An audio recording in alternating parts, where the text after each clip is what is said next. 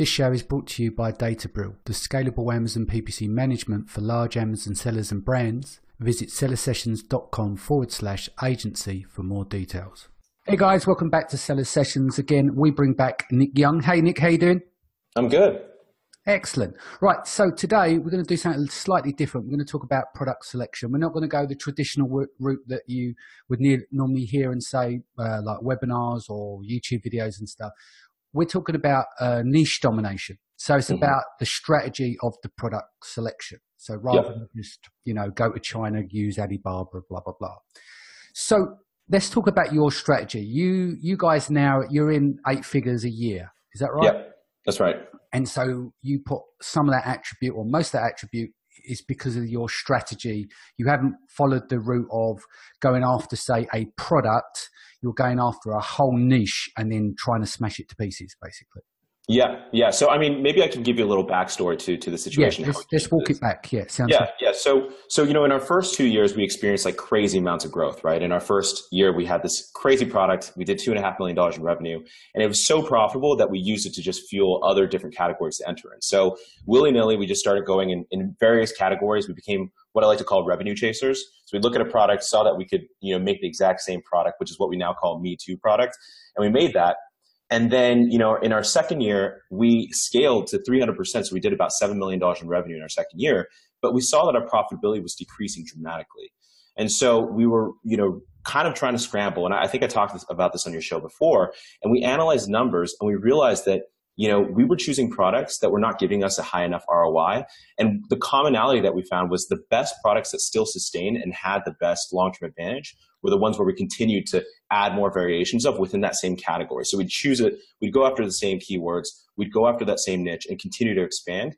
Whereas the other products, including our original product, because so much competition entered in and we didn't, move quickly enough to capture that market completely, our life cycle of those products only lasted from 6 months to, let's say, a year. And I think that's a pretty common story. So, what we realized was, focusing on dominating niches and identifying categories as a whole was really kind of the cornerstone of helping us get past that 8-figure mark. And, we actually now have products that last, 2 to 3 years. And so that's kind of been the core of our strategy going forward. Excellent. So I've got loads of questions I want to unpack here. So the first one is how do you know that you've hit the right momentum of the market? And I'll back this up a bit. Meaning you could go after a market that's large and it could be expensive to rank these products. Yeah. You can go after a market that's too small and then you can't go sideways enough with enough products.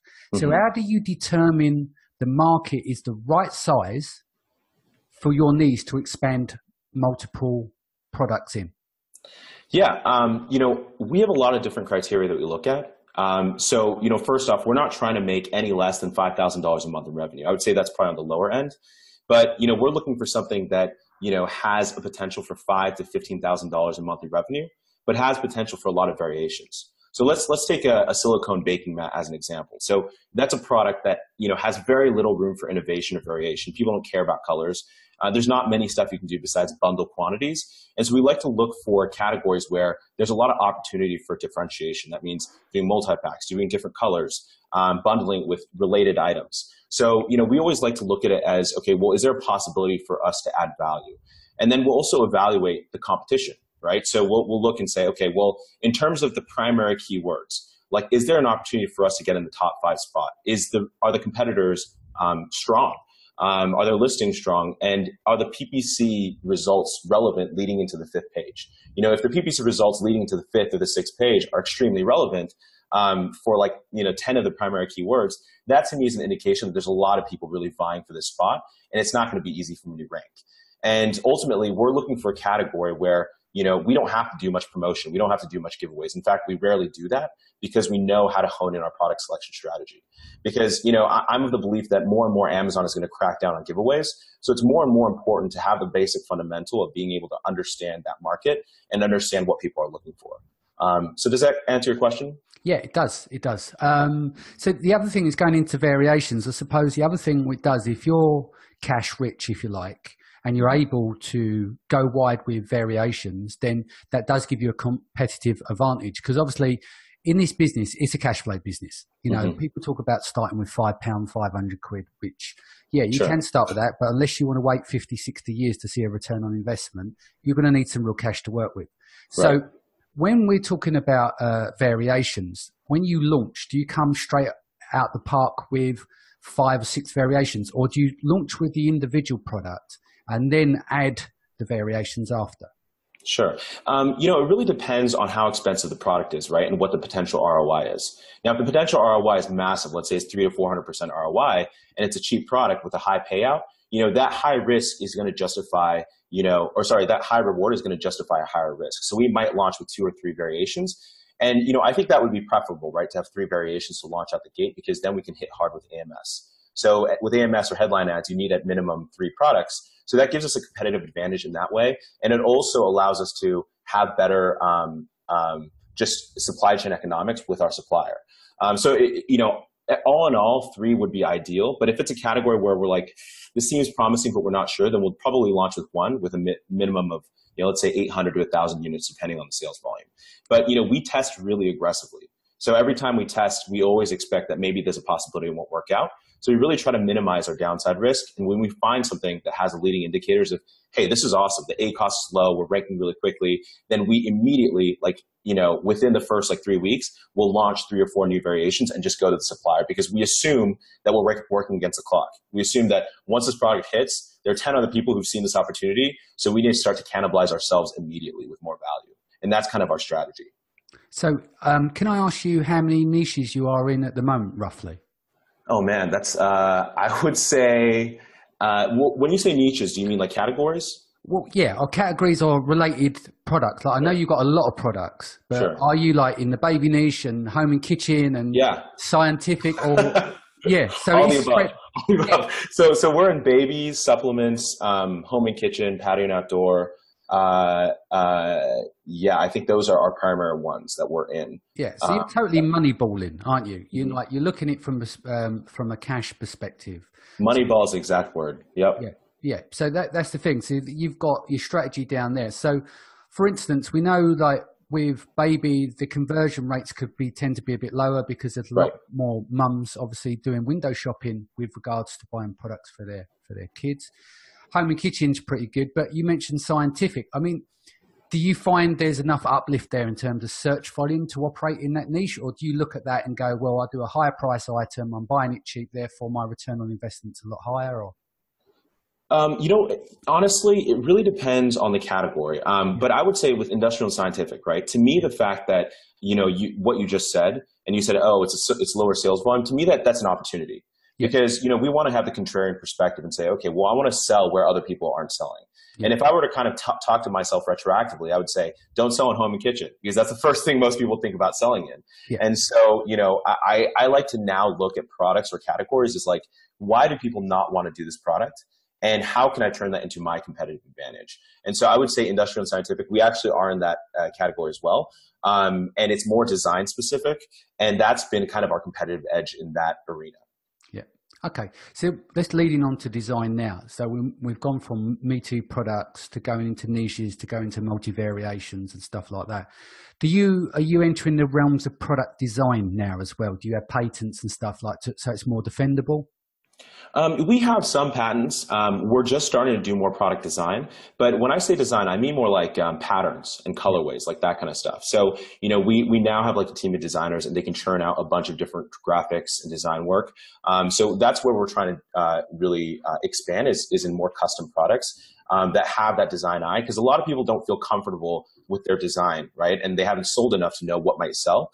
So that's kind of been our advantage where, we're not afraid to jump in and make that investment because we have enough sales experience to back up as to, hey, this color typically works. Yeah, sounds good. And what about, where are you manufacturing? I know that you're doing a lot with China, but are you doing any domestic stuff? Are you doing anything out of India? Are you doing anything out of Taiwan?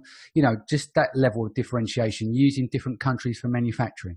Sure. Okay, I would say a majority of our, let's say, OEM products are going to be made in China. We found, funnily enough, that domestic suppliers just don't have their shit together, right? I mean, a lot of times they're super slow to respond. And so it's hard to find someone that's as quick as a Chinese supplier. But, we just entered into supplements, and it's been going really well. And we found a U.S. supplier, obviously, because most people don't want to buy Chinese supplements. We've really been expanding on the idea of working with domestic suppliers because of the cash flow. Because you can buy, 2 months of inventory, 1 month of inventory, and you don't have to suck up your cash in something that's in a sea shipment or in a container. And so we can test products way more frequently with a domestic supplier that's a good partner. And that's really what, we've been focusing on expanding more, because we want to, even if the margin might be less, the return on cash flow is going to be way faster. And that, ends up being better for the bottom line of the business. I totally agree. I mean, this year we just decided that we wanted to test ourselves with building a brand all in the UK. Every part of it all manufactured here.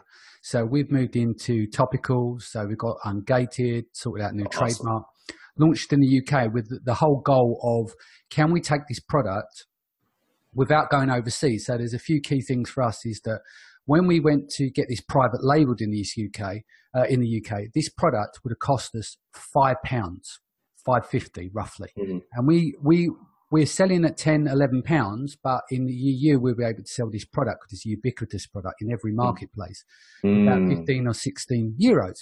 But you can't make money on £5 if you're with VAT and if you're selling for £10, £11. But you can make money when you get it for £1.84, and that's exactly what we did.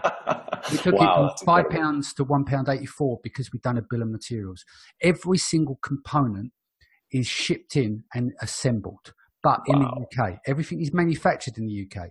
Even when we went to factories to talk about like the bottles and stuff that we wanted to use, the minimum MOQ for these to be manufactured in the UK is 60,000. So what I did, I went to their distributors.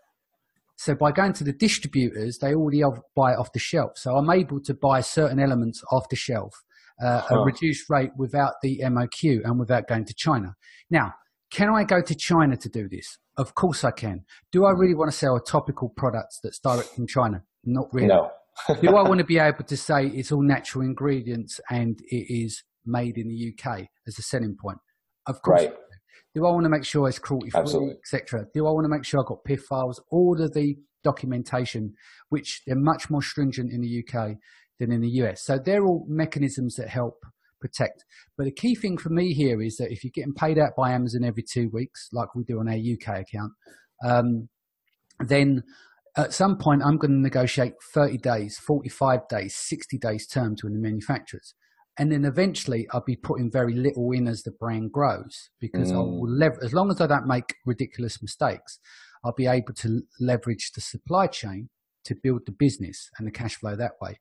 And no 3 months waiting for your containers or less than a container loads to arrive to the UK, from the moment you place the order until it hits Amazon. Right. And so that's been quite tricky to set that up. But again, like what you're doing is that having a brand so that we can literally turn out the next product. So while the first one goes out the door off this line, there's 2 or 3 lined up in the background. And I can put them together because I've got the infrastructure in place. I can put these together in a week, get them signed off, have samples in a week later, and manufactured 2 to 3 weeks later. So in a little over 4 weeks to 5 weeks, you got your next product rolling. Right. That's fantastic. I mean, what I love about that strategy is it has an inherent moat, right? An inherent defensibility, because, sourcing all those products from all over, it's a huge pain in the ass. Yeah. So it's not like many people can do it, not to mention you have to get Ungated for topicals. So it's going to be very unlikely for you to have, mom and pop people trying to go after your product, which is fantastic. Yeah, I mean, we just recently, you've seen the situation. A lot of people were complaining about the issues with hijacking the Chinese and stuff. Right. And I've said to people, we had a meetup group last week, and we went into this kind of conversation and said, look, don't worry about the Chinese, worry about what you're doing. And one of the reasons I've done what I've done and with the setup with my partner is because the Chinese won't be interested in it. They can't be fucked with it. It's too much heavy lifting to do that. So will I have hijackers and stuff? Maybe. Will I have less competition from the Chinese who are able to trash the prices and go long and low for a long period of time?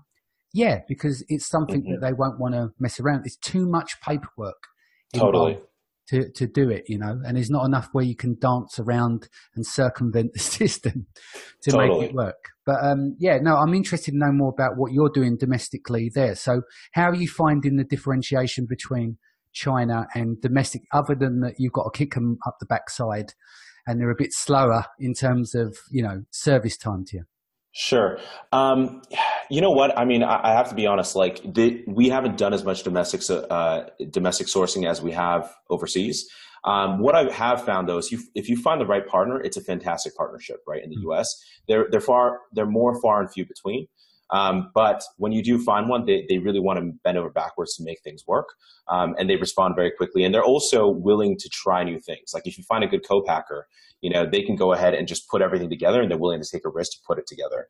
But, you know, with the Chinese supplier, they'd rather turn out OEM things just because that's just a faster business for them. They're focused on volume, right? And I think domestic suppliers are focused on more relationships. Yeah.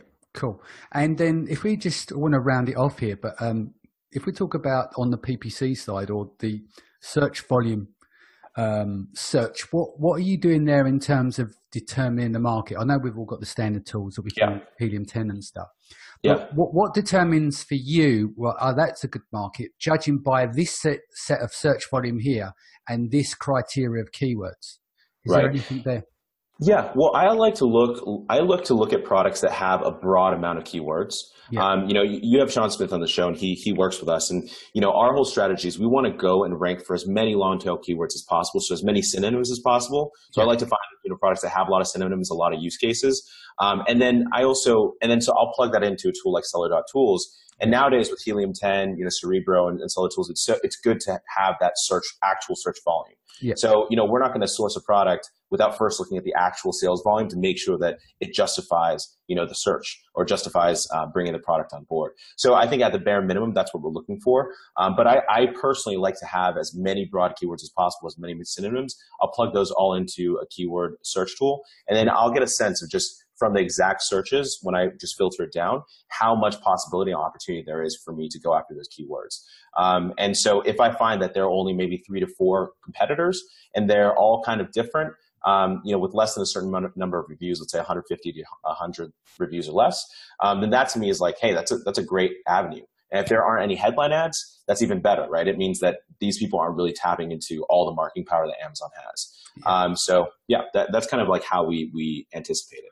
Yeah, because I mean, Helium 10's just introduced not only the reverse ASIN lookup for the organic keywords that they're ranking for on these ASINs.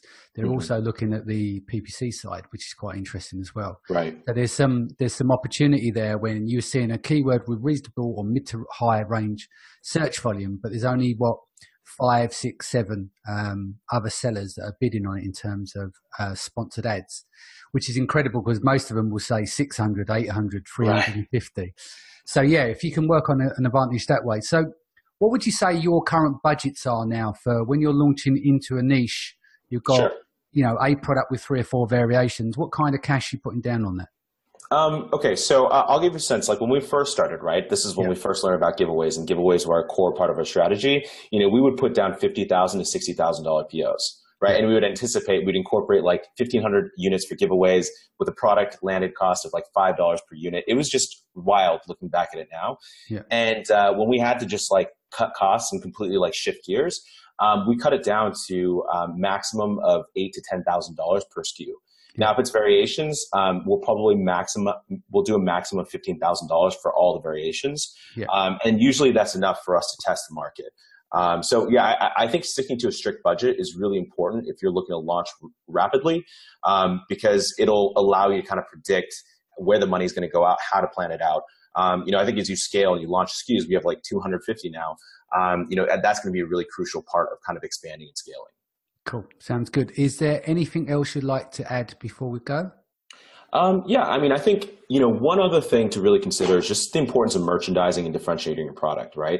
I think a lot of people, they hop on the bandwagon and sell the exact same product. I think it's really important to differentiate. And there's so many different ways to differentiate. I think one of the reason why I think it's so powerful is because when you compete with someone and you merchandise your product in a different way to add more value, it's something that people can't compete with, right? Like they can drop their price, they can increase their PPC, they can add coupons, but they can't change their product, which is why it's so important to add value from the get-go to make sure it stands out from the pack.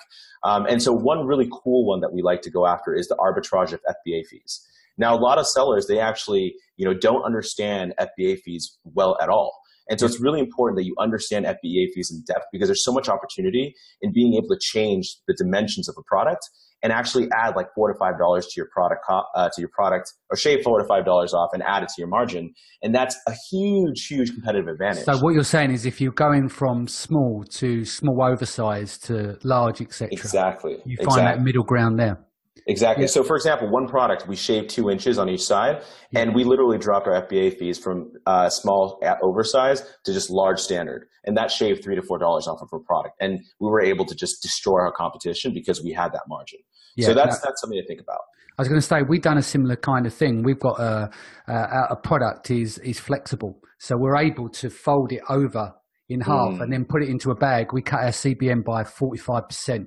Straight off the bat, and with the reduction in slight size and weight, we're able to save some on the FBA fees. But we've done things where we've had to have a problematic product where we've had to shave. Like we had an item that was $5.90, but by taking off an inner cover of this product, it was just an inner cover that was like $1 when we got a bill of materials when we broke it down. So it was like, well, why have we got this inner cover on this? It just didn't make sense. So things like that make a difference. And we also developed our own tools in-house. So when we're doing product selection, especially if we're bringing over from China, and this is mostly dedicated to small items. So we've got 2 tools. So the first tool that we've got is we will punch in take the competitor's product. We're punching all their dimensions, weight, size, everything else. And what this tool does is allows us to know how many units we can place in an optimal carton on, like you got pallet load calculators. That's one thing, but you might not have like the dimensions of how many units can go into a carton and how many cartons can then go on the pallet. You can get that calculation. But what about if you want to know all this stuff up front? So what we do is we optimize all of this stuff based on a carton that's no longer than 63 centimeters on one side. It doesn't weigh more than, say, 20, I can't remember the exact calculations, or 20 pounds or whatever it is. So what we was using, it was the maximum FBA. So how big can it be on the longest side for the person to carry? What is the maximum weight that we can carry? And how many can we fit at 1.8 or 1.7, depending on how you're shipping your items, if it's on a pallet or if you're putting it in a container. So this works out all of these calculations before we've even gone to the factory.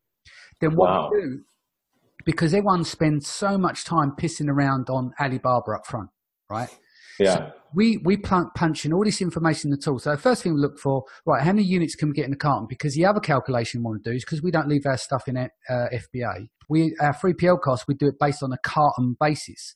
And then we'll send in as loose carts to Amazon. It's a pain in the backside, but we send that in on a weekly basis, sales velocity volume. Right. Sometimes we get caught out, but we constantly do this. This is how we slipstream. Then what happens? You end up working out, well, okay, this carton here, we've got to include the shipping in on a loose cart. We've got to include the handling fees, because you get killed at the 3PL unless you're handling on the carton level. When you've worked out all those calculations, you take those calculations. Then I've got another tool where you just punch that information into there. You go to Alibaba, for instance, you do a medium of the asking price on the website. Within 8 minutes, we know if this product's going to work before we've even contacted any of the factories. Because sometimes you're going through this like paper chain, chasing up the factory, spend a week speaking to all these different people, eventually get the information you really need back, and the product's non-doable.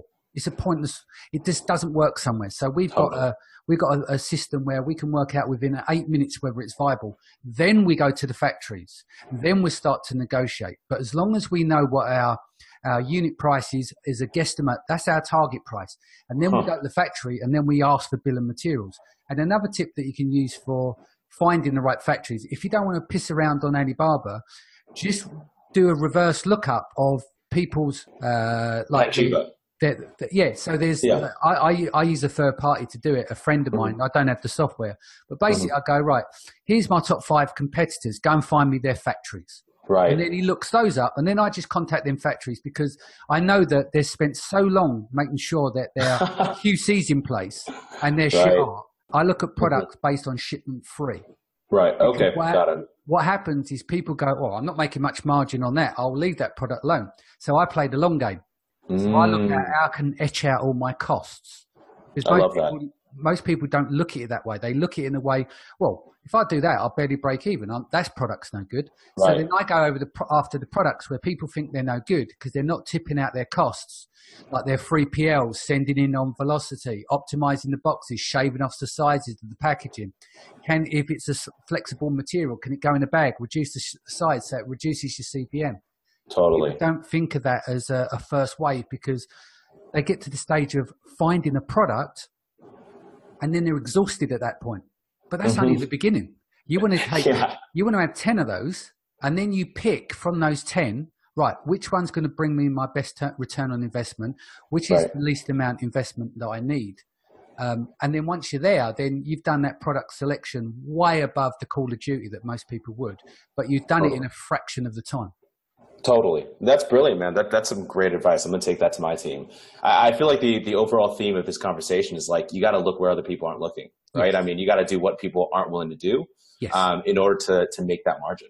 Yeah. And if you're using all the same tools as everyone else, you're going to get the same results. 100%. You're dipping in the same pond, basically. Totally. That's why I really advise against not looking at those like viral launch like market opportunities or those like vaults that have a bunch of data. I mean, it's all BS because I mean, literally thousands of other people are looking at those products. So you should definitely not be using those as product opportunities. Cool. All right. So do you want to let people know what you're up to, courses, all that kind of stuff? Yeah, sure. So we just launched our private label course. It's called the Private Label MBA. It's with Fernando, who's been on the show. I think he'll be there soon. And Sean actually has co-created the PPC module, and Anthony as well. He's the head of Seller Tradecraft. So yeah, we're really excited. We just launched a week ago. It's been really stellar, the results, and we spent the past 6 months putting this all together. So I'm really excited because we really go in depth into our product selection strategy. That's kind of like the core component of our entire process.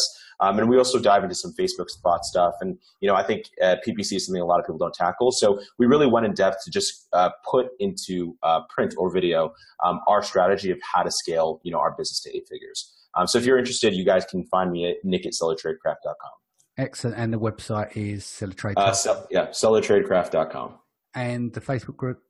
It's going to be sellertradecraft.com on Facebook. All three. Cool. Great. Thanks for coming in today. Guys, thank you for joining us. Don't forget, if this is your first time, hit the subscribe button. We'll see you again in a few days. Take care.